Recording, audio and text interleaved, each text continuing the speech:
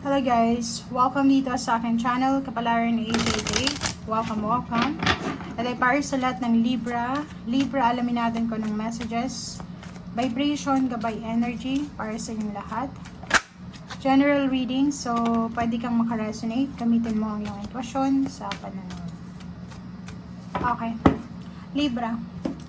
Ang nakikita ko sa'yo dito, Libra, ikaw ay posibleng nahaharap sa maraming options or maraming decision making, or pwedeng ikaw ay nahaharap sa samot-saring emotion, reaction.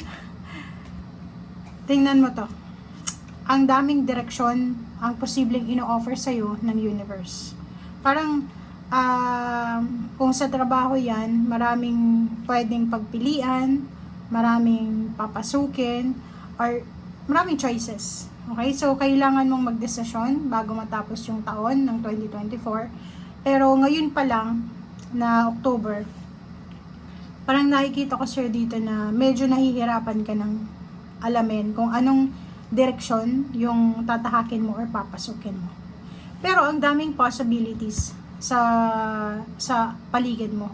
Like left and right, walang sayang na hindi sayang yung mga efforts mo from the past kasi lahat yun appreciated ng universe. And nakikita ko sa'yo dito, kailangan mo ng balance. 44, diba? Balance. Mag-isip ng mabuti, maging wise ka sa mga decision mo.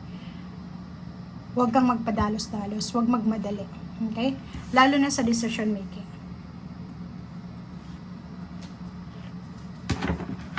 Okay, Libra.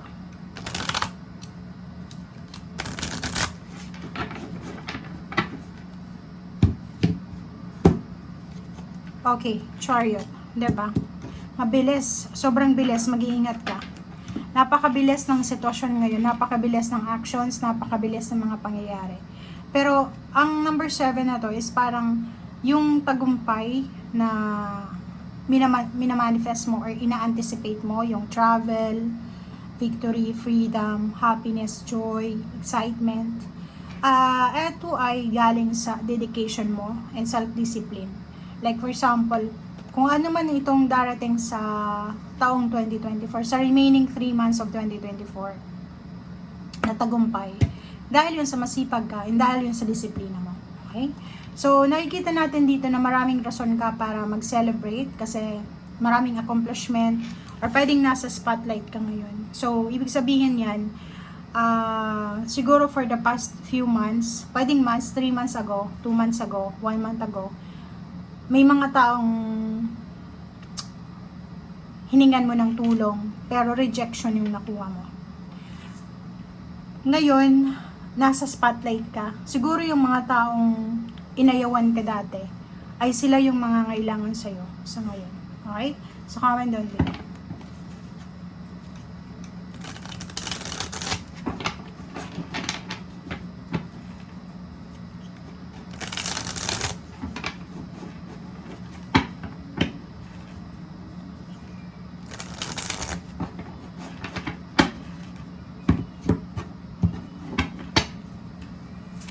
Okay.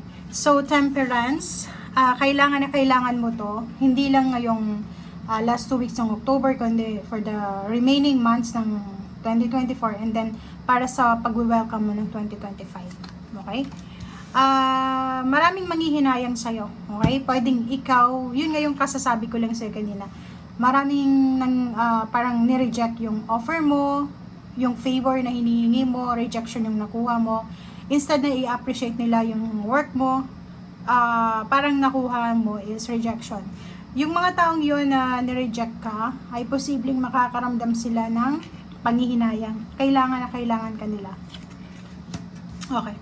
So, yung the tower mo, nakikita ko sir dito na nakalampas ka na. Diba? Na-overcome mo na yung mga pagsubok na to. Siguro for the 5 months ago, hindi naging maayos yung takbo ng financial mo or ng work relation mo, career, parang gano'n, or environment. Pero lalo na yung foundation mo, may isang foundation ka. Depende yun kung ano yung foundation na meron tayo, like family, relationship, career. Siguro yung family mo and then career, biglang bumagsak for the past few months. Pero, kung makikita mo, naka-recover ka na, and sinasabi na you're super happy. Celebratory ka na ngayon, di ba? Umaapaw yung cups mo, or pwedeng sinasabi sa'yo dito na aapaw yung cups mo. So, victory and success, recognition, ikaw yung nasa spotlight being in the spotlight ka ngayon.